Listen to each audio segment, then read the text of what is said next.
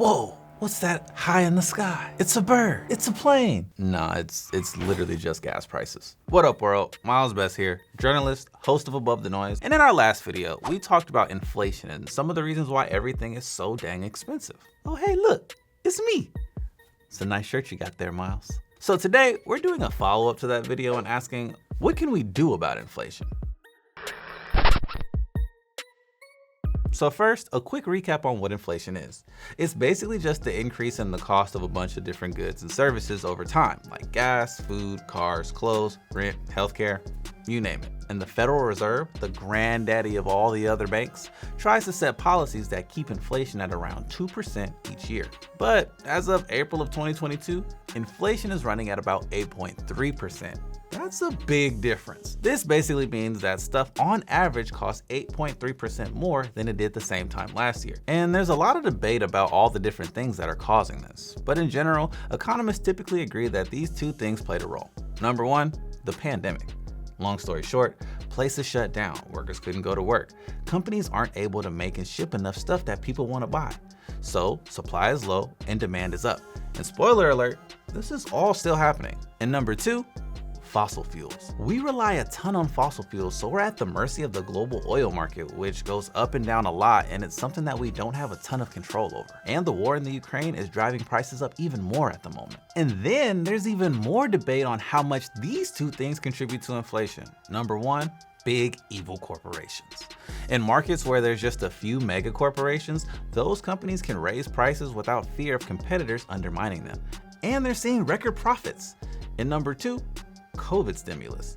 The money that both Trump and Biden gave out could account for about 3% of the inflation we're seeing, but there's a lot of uncertainty around that number. See that shaded area? Yeah, that's the uncertainty. But this video, the one you're watching right now, is about what we can do about all this inflation. First up, take a lesson from history. So the last time inflation was really high was back in the late 70s, early 80s. In fact, it was so bad that in 1974, President Ford declared it public enemy number one. Worse than drugs. Can you believe it? Worse than drugs. By 1980, inflation topped out at around 14.8%. People were freaking out, like losing their minds. So the granddaddy or grandmama of all banks, the Federal Reserve, aka the Fed, stepped in and decided to do something drastic. So here's the deal. The Fed is the central banking system of the US. It basically sets the rules and controls how money flows through the banks. You want to go to college, buy a house, or expand a business? You'll probably need a loan to do that. And the Federal Reserve sets the interest rates. So you're probably thinking, what exactly is an interest rate? Well, I asked our friends over at 2 Cents to help me out with this. Hey Miles, so when it comes to borrowing money, an interest rate is basically what a bank charges you to take out a loan. So let's say you need a $50,000 loan to pay for college, and the bank charges you a 6% interest rate. If you agree to pay the money back in 10 years, you'll end up paying about $16,000 in interest. And that's on top of the $50K you originally borrowed. The higher the interest rate, the more money you'll end up paying the banks. Okay, so back to the Fed.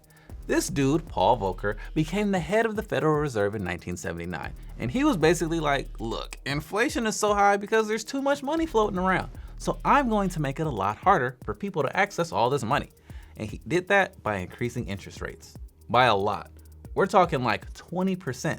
And this had a huge ripple effect, infamously known as the Volcker shock. It ended up sending the economy into a recession and unemployment soared. It was real bad, but it did end inflation. To help paint a picture of just how bad the recession was, historian Tim Barker writes, 90% of job losses occurred in mining, construction, and manufacturing. In places like Flint, Michigan and Youngstown, Ohio, more than 1 in 5 workers were unemployed.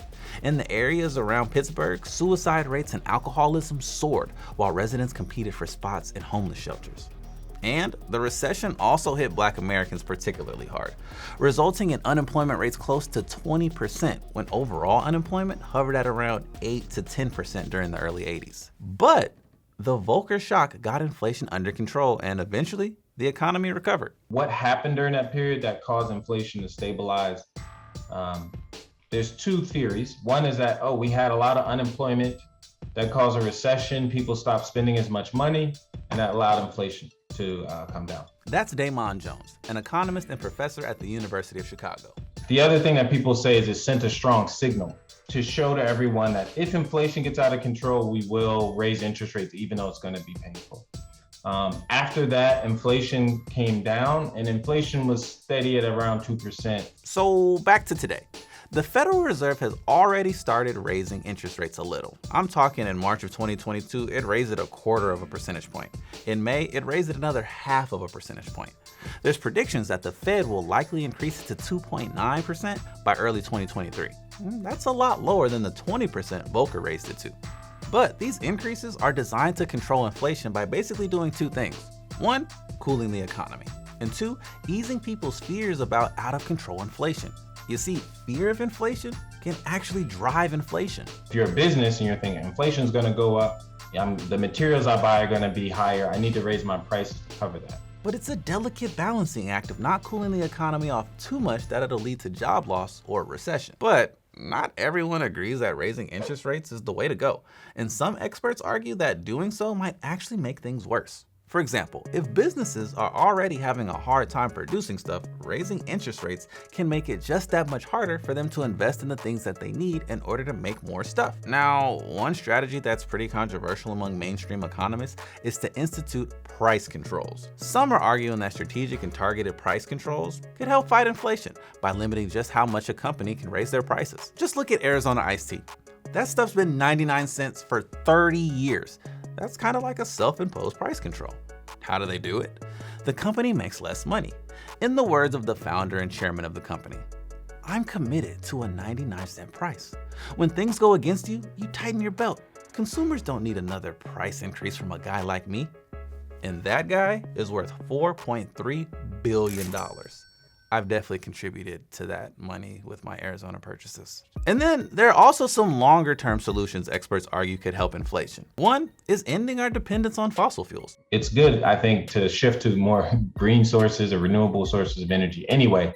But another benefit could be that we won't have to be as affected by oil prices.